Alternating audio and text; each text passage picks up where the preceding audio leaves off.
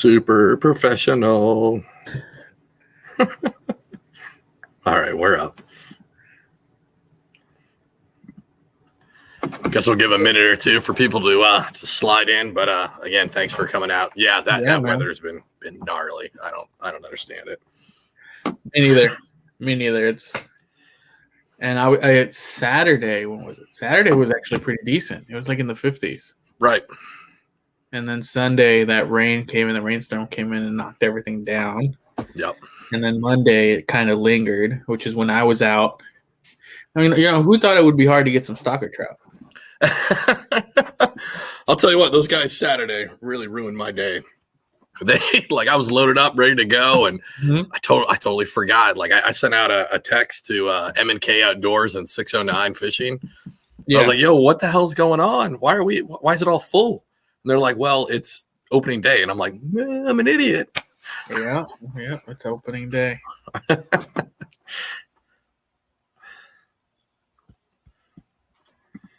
right, man. We'll let people filter in. Hey, so welcome to the first episode of Bass and Brews. I'm Alex with Swamp Rat Fishing. I've got Ramon Outdoors with me here today, and we're just gonna kind of want to do a show where I let folks who we all talk to, we see their pictures, we see their posts, we see their videos online. Just the kind of way that we can all get together and learn about those people a little bit more. So Ramon's been very willing to be the first victim here for this. So, yeah, so Ramon, tell me about yourself. What do you do? Where are you from? Sure. I work a day job just like everybody else. Outside of that, I'm from New Jersey, originally from Texas. Most of my time is spent at a desk during the week. And then when I can get out, I just head straight to the woods or head to the nearest body of water and try to spend as much time as possible out there. If it's not by myself, I definitely have one of the kids or both of the kids with me, or the whole family. We're just out hiking around, trying to find new spots, trying to be outside as much as possible. Nice. I like that, man. So, I mean, I kind of know the answer a little bit, but from your Instagram page, which if you guys don't follow him, definitely follow him. It's at Ramon Outdoors. I'll have that linked in the description of the video of the replay and everything. But maybe describe how you started becoming a fisherman, an outdoors kind of guy. Is this something recent? Have you always done it? It's something recent. So I grew up in Houston, and if you've ever been, most people who've never been to Texas imagine Texas is like, cowboy hats, everybody's riding around on horses, eating barbecue all the time. That last part is true. We eat barbecue all the time. I was going to say, you're a big griller, right? Yes, we eat barbecue all the time. But I grew up in Houston, which is essentially a major city, with not that much hunting opportunities, not that much fishing opportunities, unless you fish private or hunt private. Right. Nowadays it's getting a little better. But when I grew up, I always wanted to do those kind of things. Just didn't have anybody to show me, didn't have anyone to take me out. My parents, my dad didn't grow up doing it. So it was one of those things that it was something that I always wanted to do. Right. So jump a few years over here, I move up here with my family, and I look around and there's tons of public access. There's within 20 minutes of my house in any direction, I can find public land that I can go hike, scout, and hunt. I can find public parks where I can go fish and, just go get my line wet. Yeah. And it's so accessible here. It's one of those things where it's like, you know what? I might not have the time, but I do have the means to go hunting, and I do have, the access to go hunting and to go fishing. So my outdoors pursuits started happening just a couple years ago. Okay. I was talking with someone at work. I was like, I really want to go hunting. And he goes, "Oh, you're into hunting? Let's go." And that was the first time that door kind of opened for me, where it was, because, here's someone who was willing to take me hunting. And I do have the means to go hunting. So my outdoors, Mm-hmm. willing to spend time with me in the woods and show me what he knew, which was a complete game changer for me. Because for those who don't know a lot about hunting, it's a very ancestral skill that gets passed on, usually from the paternal side, from the patriarchy. So it'll be dads teaching their sons or grandfathers teaching their sons. The guy who taught me learned it from his uncles. Gotcha. So if you're not in a family or close to a family that does it, you're not, the barrier of entry is very difficult. So that was my first like real outdoors activity, outside of just casual hiking and sightseeing. Right. It was one of those things where, like, I'm gonna hunt, and that's what I'm gonna do outdoors. I'm gonna spend my time doing. We didn't get anything, but I absolutely loved being out there and enjoyed my time. And then after that, I was hooked. Just that one time, I was hooked. Yeah. And how I got into fishing was turkey season had ended last year. The year that never happened, 2019, where time stood still. Turkey season had just ended, and summer was right. And turkey season for me was like April, May. So right around this time, and I had nothing to do. It's too early to start scouting for fall hunting. There's not much to do outside of hiking. I was like, I want to do something else. So I went to Walmart and bought my first, fishing combo. I'm like, you know what? I'm just gonna start fishing. I don't know anything about fishing. Yeah. I don't even know what I want to catch, but I'm just gonna go and get whatever I can. I watched a few videos on YouTube, like some basic starter fishing videos, and in fact, who was it? Is he in here? 609 Fishing. 609. 609 is in the house. Videos that I watched, because I was like, I started looking at them like, what kind of fish can you catch here? I knew largemouth bass were everywhere, right? If you could find them. But then I'm like, oh, trout fishing sounds fun. I've always wanted to try trout, and one of the reasons why I'm interested in hunting is so that I can hunt for food. Okay. So why not fish for food? And it was funny because I was actually talking to 609 about this not too long ago, and I told him that I found his channel through those trout videos that he posted earlier in April of that year. And I'm out here trying to catch trout in June. So that kind of lets you know, stalker trout at that. That kind of lets you know where my knowledge was at. Right. Trying to catch stalker trout in June in New Jersey. And I had exactly. And I spent a lot of time fishing for trout that weren't there anymore. But regardless, each time I was learning a little bit more how to fish a lure, what kind of setup I actually needed. Because I went out with your basic like ugly stick, which I still have. I still have two of those. With your basic ugly stick spinning combo and some mono fishing line on there. I don't even remember what pound test it was, but and just trying to get anything at that point. I'm like, let's just try to get something. And then from there, I was kind of hooked. I started connecting with fish. I was like, okay, there's different things you can do to target different fish, and you target those different ways. So I started looking for information wherever I could. I was, joining all these forums, trying to get information. And after like going kind of crazy and buying a bunch of tackle, I was in a Facebook group, and they were like, back up and start with just worm, hook, and bobber. Yeah. Catching fish, and that's basically where I started. It was like, you know what? I'm just going to do some night crawlers and start catching fish. And from there, I was like, okay, there's different techniques that you learn to catch different fish, to target different fish. Right. So that was kind of what kicked it all off for me. And since then, it's either I'm out scouting, hunting, or fishing. One of the three. That's amazing, man. That's amazing, man. I know in the interactions that we've had over past couple months, like I can tell you got a drive for it, and you talk about how hunting originally brought it into you. Man, what better fish to go after than largemouth? I always try to equate the two, hunting, largemouth fishing, because it's not a sedentary, I'm going to sit in one spot, I'm going to cast out. Once you start diving into that largemouth, you're hunting that fish. Like they're very lazy. They're going to sit there. They're going to post up in their spot. You got to pull them out of there. And I think that's awesome. That fits there. Like I said, I've been following your page. We talk all the time. I think it's awesome. I know we've talked about it. I love seeing the perspective of somebody kind of new to it.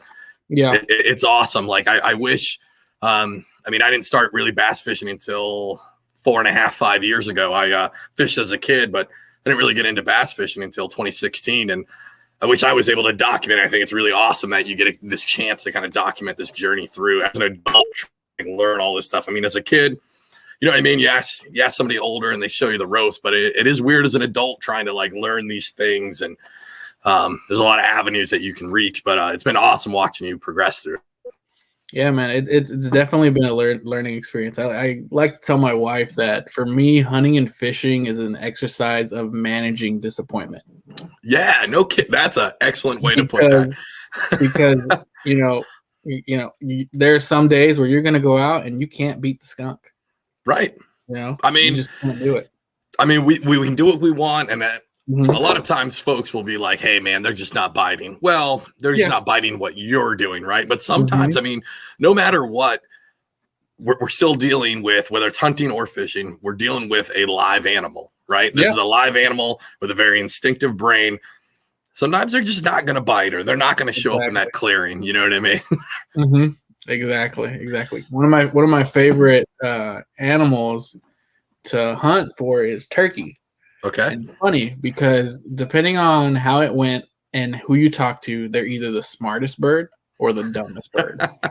And they have the brain the size of a pea. So it's just one of those funny things where it's like it's either going to work for you or it's not, and it's just how you play it that day. See, I feel the same way about bass. Like I dug around a whole bunch, and I'm like, they're not the smartest animal. They're very instinctual. They're an apex predator. They got couple things on their mind, but that's about it, right? But then sometimes I'm like, when I'm watching them just stare at it, and sometimes I swear they look right at me. And they're like, yeah, I know what you're doing. I'm not going to bite that. And I'm like, no, that thing is a smart fish. So when it comes to fishing, what would you say your style of fishing is? I know you're new to it, but what do you think your style, your strengths is? I don't have a particular style of fishing. Per se, but I'd say it's the way I like to fish is pretty aggressive. Okay. Which doesn't really work for the weather that we've been having. Right. Really cold. So that's kind of, I spent the winter and the spring trying to learn how to slow it down. Yeah. And the best way someone described it to me was you want to fish like you have a cigarette. Smoking's bad. Don't smoke. If you smoke, stop smoking. But essentially, unfortunately. And essentially, you just want to take your time with it. Yeah. It's like the old man sitting there with his Marlboro Reds. He lights it, casts it, and just sits there, takes a drag, waits a little bit before he does anything at all. And that's hard for me. Even when I would fish a worm under a bobber, if within like 15 seconds there was nothing, I'd twitch it. Right. So that's kind of lets you know how I kind of fish. So for me, moving baits have always been, my confidence bait, because I know that, if I can work as much water as I can, I'll eventually find them. If it's the right season is what I've been learning. If it's not the right season, well, then I'm definitely slow down at that point. Yeah. Exactly. Yeah. That's good, man. To the smoking thing, unfortunately, I smoke. Awful habit. Eventually, one day I'll kick it. But I'll tell you what, if I feel myself like, oh, no, I'm fishing way too fast, literally, I'll cast that thing out there. I'll cast a Texas rig, whatever, and I'll light a cigarette up because that gives a chance for the bait to soak. Yeah. I'm not condoning smoking, but it might kick more fish. I don't know. We'll see. What's your favorite species to target for fishing, and why? Right now it's bass, just because I'm trying to figure them out. Yeah. Panfish are pretty straightforward, and here we only have stalker trout, which they eluded me yesterday, but we only have stalker trout, and if you go on the right day, you're gonna connect. But bass fishing has been, one of the things that I've been enjoying quite a bit. Just because when you do get them, I'm like, okay, how do I do that again? Mm-hmm. And So it's like we were talking learning. about before we came on was I talked about that trip I had 2 days ago. Like I found them all in one spot. Literally, the 4 out of the 5 bass I caught were literally sitting in one spot under one condition and only wanted one type of bait. Like as long as you can recreate that success, it definitely shines putting together a pattern. Yeah. That's good, man. Has being a part of the outdoors change your kind of perspective on stuff? So my example for this is when I got into fishing, I just left a really high op tempo work job that I have. And I needed something to unwind, but I also needed something to obsess about. If you ask anybody who knows me, I get really obsessive about things. Like before fishing, it was woodworking. I literally bought like thousands of dollars worth of machines that now just sit in my work shed and I never use them. Right. But I get really obsessive. So like it kind of changed my perspective in that this is where I could divulge a lot of time and effort into, and I got a good outcome, but I still learned how to like slow down. So that's kind of what I mean about that. Yeah. I mean, for me, it was along the lines of, having something to unwind with, but Yeah.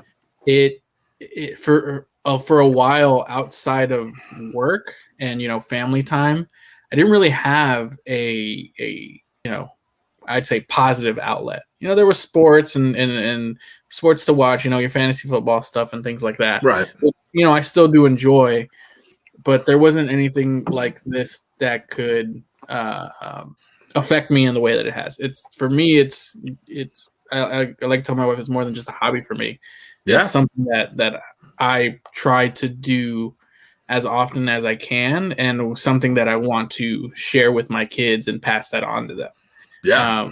And I see it specifically hunting as more than just something to go out and do. It's something that I can use, to feed my family. We can use it to feed ourselves, and provide food for ourselves and make ourselves a little bit more sustainable. And not only that, there's so many deer around here that are Dude, New Jersey, they got to be whacked. They got to be whacked. They're all over the place. It's not only feeding ourselves, but it's also helping out the habitat. Yeah, quite a bit. So that's the other part. That's the part that's changed quite a bit. I was always I grew up in Texas. The saying is "Don't mess with Texas," and that comes from actually comes from a littering campaign. Okay. Did it really? I'm sure there's an origin behind that, but it's famous from a littering campaign. They actually have a red, white, and blue trash can that they put around several spots in the state. And I think they still have them and move around. It says, "Don't mess with Texas." And it was a littering campaign, an anti-littering campaign. Right. And that kind of became the norm. If you see trash, you go and you pick it up. So more often than not, when I am fishing, one of the things I am doing besides unsnagging myself and retying my rigs is picking up other people's trash. And so that the outdoors kind of made me more aware of that kind of stuff and kind of pushed me more into the conservationist zone. Sure. And less into like I'm gonna just pick up the trash because it's right there. It's more along, okay, how does me stepping into these woods affect the area around me? Right. How does whether I drive a certain way in these access points, how does it affect the habitat? How does it affect the animals around me? So that's kind of been the biggest impact. It's made me conscious of a lot of the choices that I'm making and the products that I'm buying. It's one of the reasons why I started looking into different types of lures. So one of the lures I started looking into, the brands anyways, is BioBait. Right. If you don't know much about BioBait, the reason I got introduced to them has to do with this gentleman named Ryan Callahan, who's affiliated with the Meat Eater organization, and he posted on Instagram, I think a couple weeks ago or 3 weeks ago, of a walleye that they caught, I think. And as you know, people do, interested in what they're eating, he went to see what it had been eating after they caught it, and found a bunch of stick baits, senkos, and inside of the fish. Yeah. It had been bloated, and it's one of the things that made me think, oh, I have all these soft plastics, and Right. you know, I can't even tell you how many times I've broken off.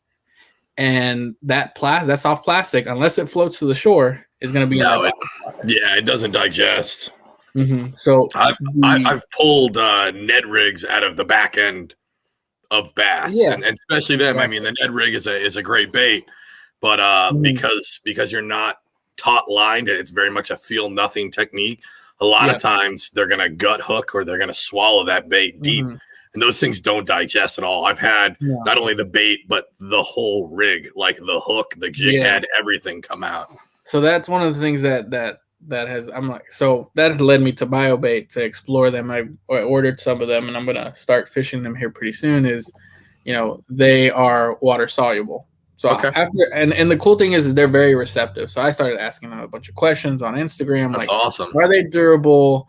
You know, because they are pretty pricey. I think it's like $5.99 for a pack of 8 Senkos or something like that. That's up towards the high end, It's on the high end. I mean, you can go to Walmart and buy some Yum or something. Yum, $1.99. Exactly. But you know, it was one of those things that kind of shifted my perspective. Is like, it's like, okay, the things that I do have an impact, right? And I want to make sure that I'm leaving a positive impact.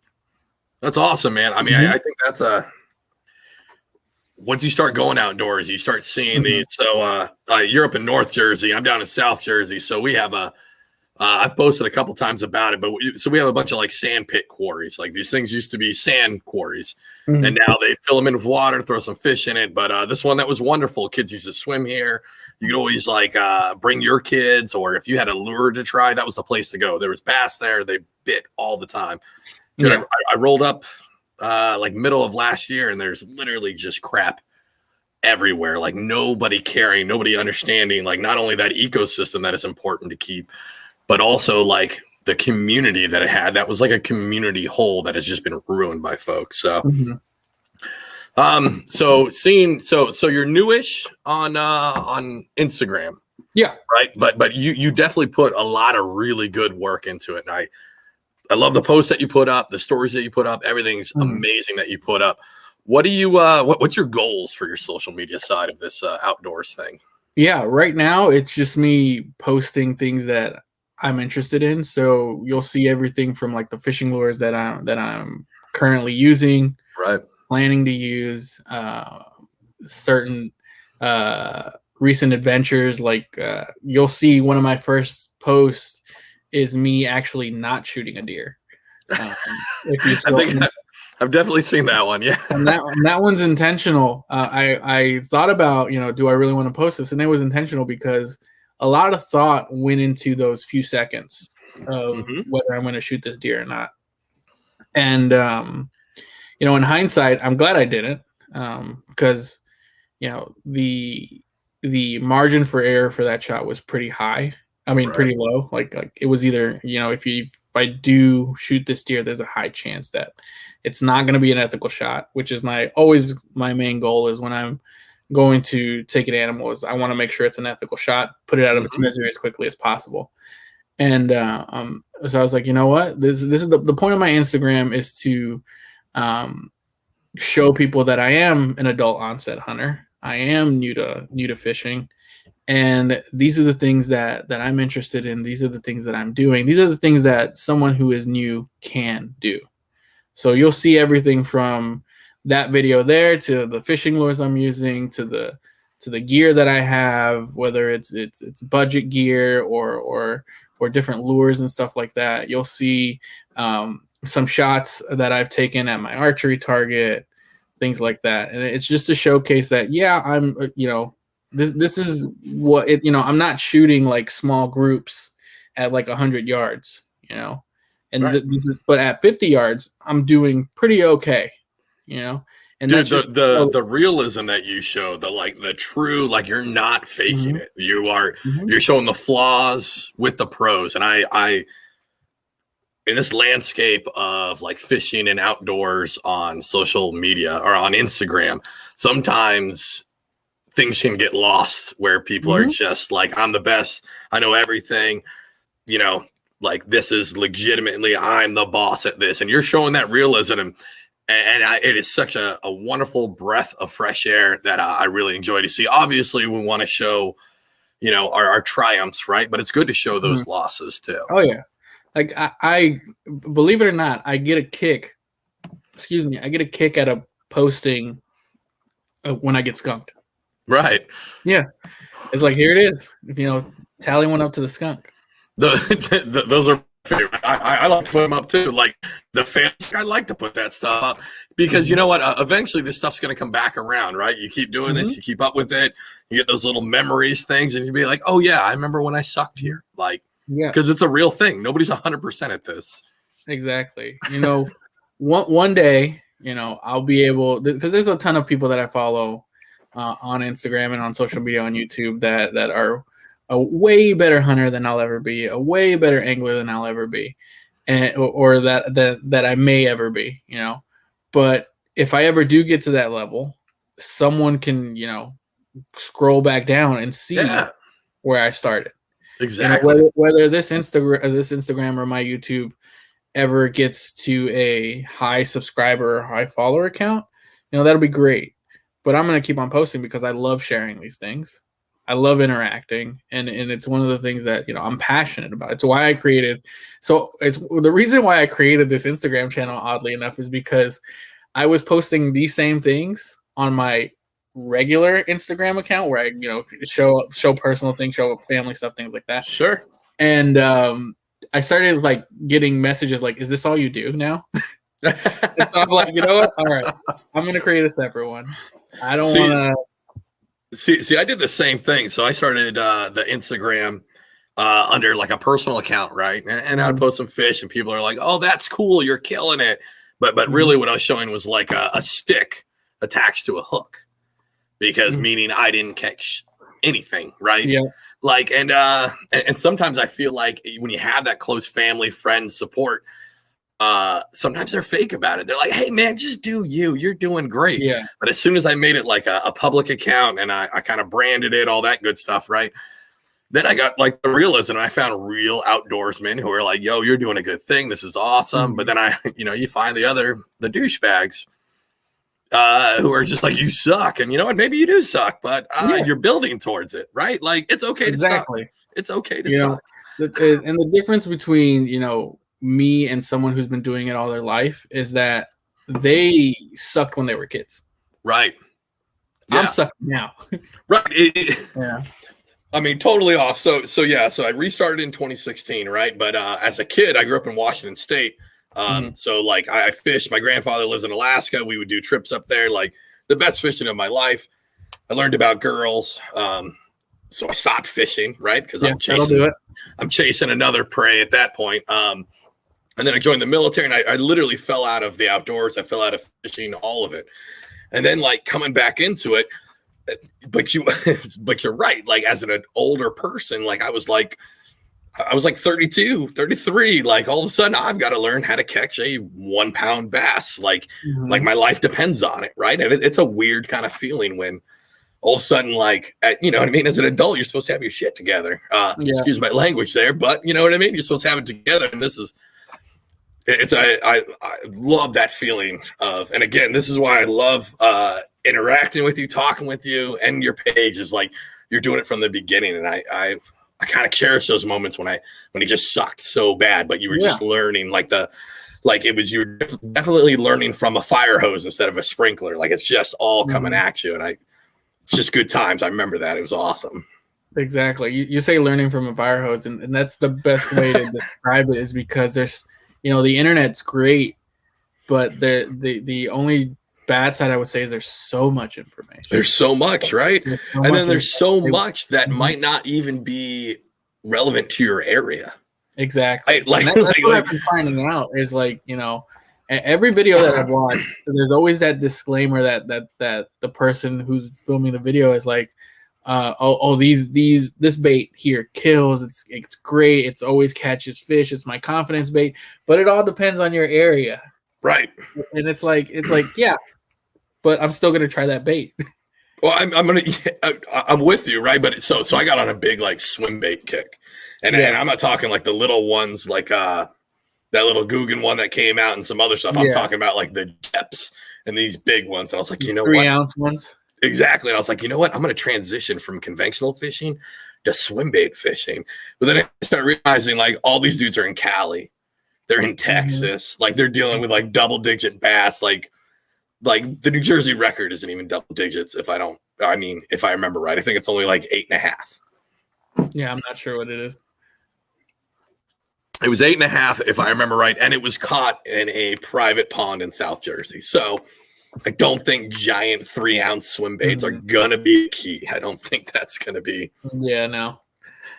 All right, so coming up, I like to I kind of posted on my stuff. I want to keep learning. I want to keep getting better at what I'm doing, and I want to be realistic about it. I want to be honest with myself. So honest with you, what do you think you need to work on this year? My soft bait game, man. My soft plastics. I'm very confident with moving baits, hard baits. Soft plastics is which is really, it's a big hole in my arsenal, because I keep hearing people saying, oh, you all you need is a pack of Senkos. That's all you need, and some hooks and maybe a bullet weight, and you'll catch fish. I just haven't been. And the thing for me that makes it so difficult is I'm a learn by feel guy. Okay. So if there's nothing like if someone tells me this is how it's supposed to feel and actually walks me through it, that's how I'm very good at learning. In fact, I know we're talking about fishing, but to put it into archery, there's a very famous guy in the archery field. His name is John Dudley. He's like probably the godfather of archery. Okay. And he runs Knock On Archery. If you look at him, he puts on tons of information, and he walks through how it should feel, how you should stand when you are going through different parts of your draw cycle when you're drawing your bow. And he articulates it in a way that as I'm doing it, I'm feeling exactly what he's doing. And if I'm not feeling it, it means I'm doing it wrong. Right. So the hardest thing for me is I'll cast out, either it's a Texas rigged or whatever it might be. And I'm like, am I doing this right? I'm letting it sink and then I'm twitching it up. Right. Am I doing it right? Because there's no real feedback except until you get a bite. Right. So that's kind of been my biggest struggle with learning soft plastics. Now there are other soft plastics that I do pretty okay with that aren't targeting for bass, but when it comes to bass fishing, the soft plastics is something that I, specifically things like a Texas rig, a Ned rig, and a drop shot. Those are the things that I would like to really get down this year, because I feel like that would cover most of the year of bass fishing for me. Absolutely, man. And especially fishing in Jersey, like soft plastics are king. That style of fishing, it's gonna give you that production. It's gonna give you a good shot at production every single time. In my opinion, more than the reactionary style baits. Like you're right. The soft plastics are tough because it takes you have to be more active in what you're doing. Right, you have to be more cognizant, and in some ways, sometimes when you go out and fish, you just don't want to think. Right, you're just like trying to de-stress from the week. But now you have to fish this. For me, right now, it's the jig. Right, so I'm trying to learn the bottom jig, trying to master that. But now it's not a de-stressor. Now I'm trying to feel every tick. I'm trying to. Well, what is that? What is that? Is that a rock? Is that a bite? You know what I mean? So I totally get it. But once you get it down, dude, soft plastics, you're gonna be set all year. Yeah, So that's my focus is trying to not just learn how to fish it, but the other things that I get involved. Am I at the bottom yet? Right, is my biggest question. Gotcha. So that's kind of been. I mean, I told you about how I thought, this body of water I was fishing was like 4 feet deep. Yeah. And come to find out, it's like 8 to 11 feet deep, and the fish are all down at the bottom. I'm like, yeah, I wasn't given this nearly enough time to get down there, especially fishing weightless. Oh yeah, I mean, anything that big, you got to throw weight. I'm impatient. I mean, I like plastic and finesse fishing, but I'm still impatient. So even my wacky worms are weighted at this point. I don't do anything weightless. I'm not patient enough on that one. So speaking of baits, we are in springtime. I know you're new at this, but what's going to be your top 3 baits this spring season? Spring season baits. Probably a lipless. Okay. A lipless is going to be my big one. That's a great choice. That's I've had some success with the lipless before.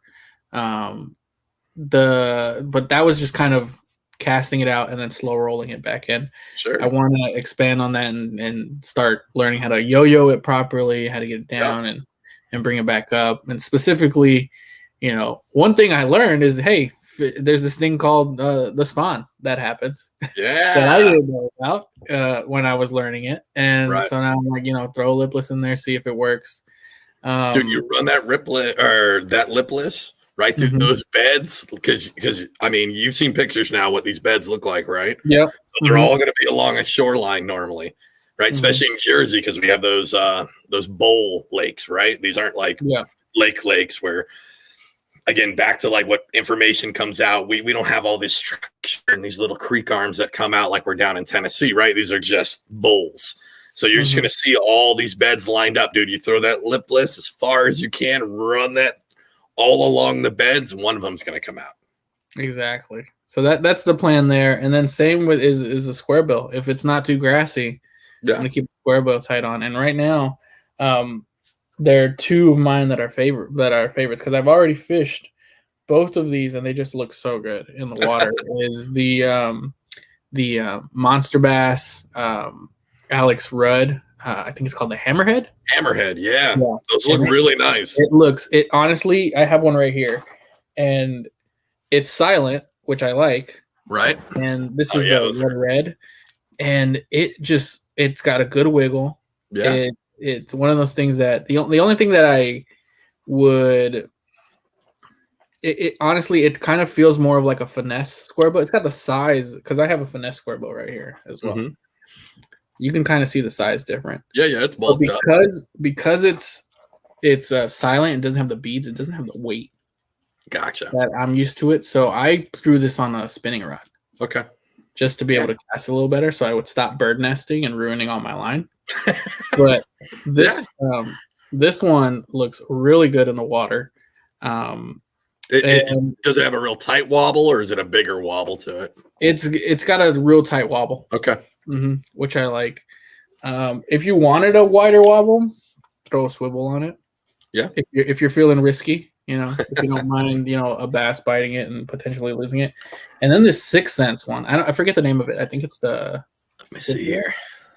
Is that the Movement? No, that's the. Oh man, what is that one? Hold on, I have one. But man, this one too. I think that's the Crush 75. Yeah, I think it's a Crush 50. 50.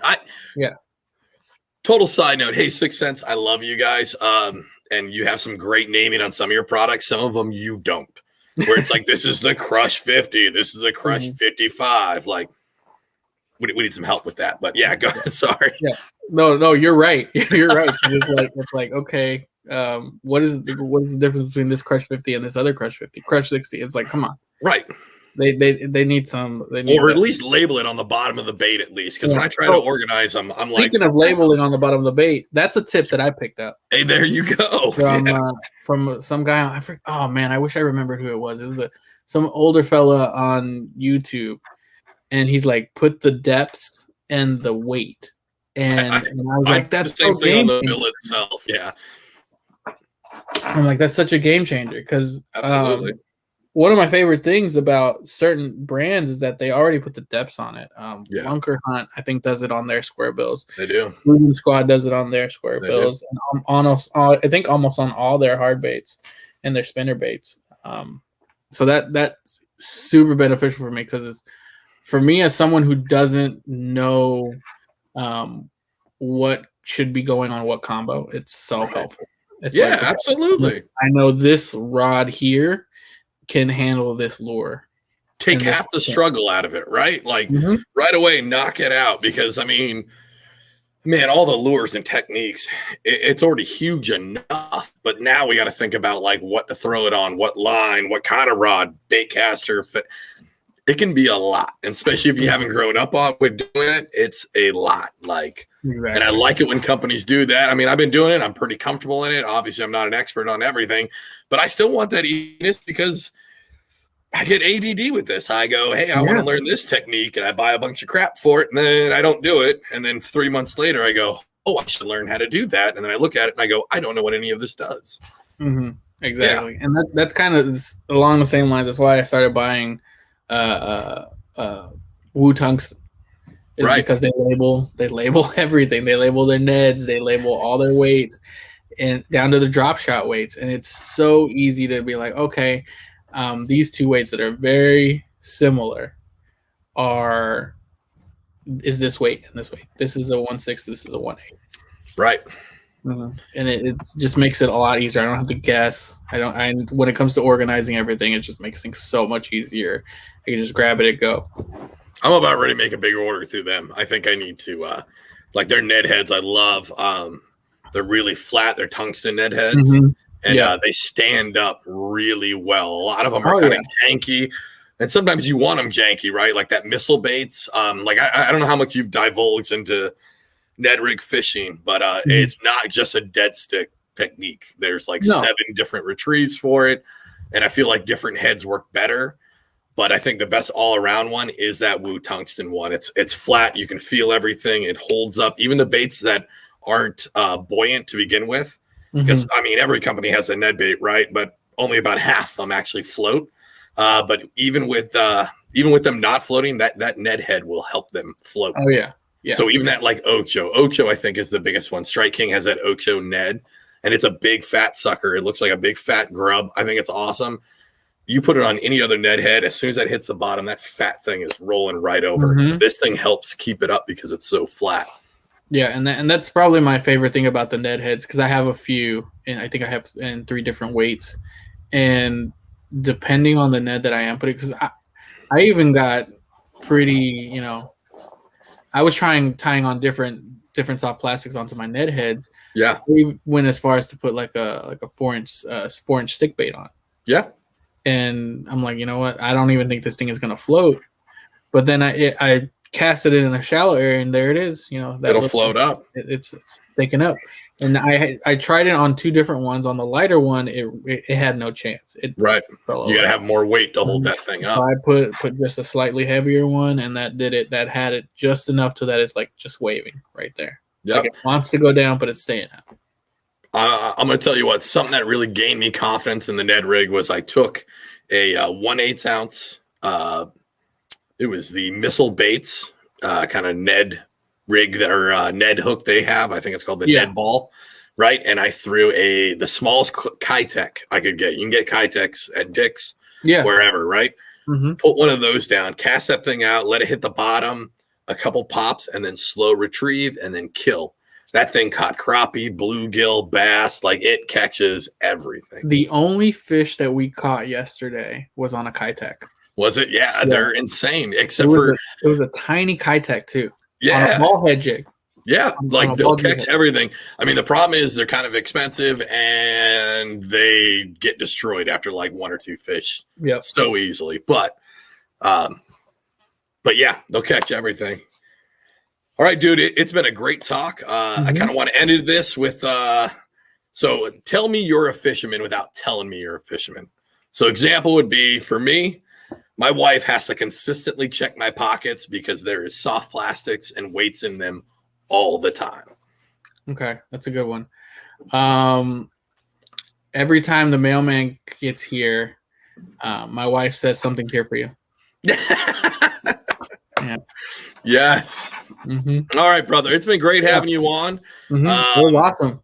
Yeah. Again, everybody, make sure you follow Ramon Outdoors. Great stuff. Watch him work his way through this process. It's awesome. Also, if you get a chance, head on over to hooksethoodlums.com. Great merch. They're a family team. You can use promo code Swamp Rat Fishing for 10% off. So there's that.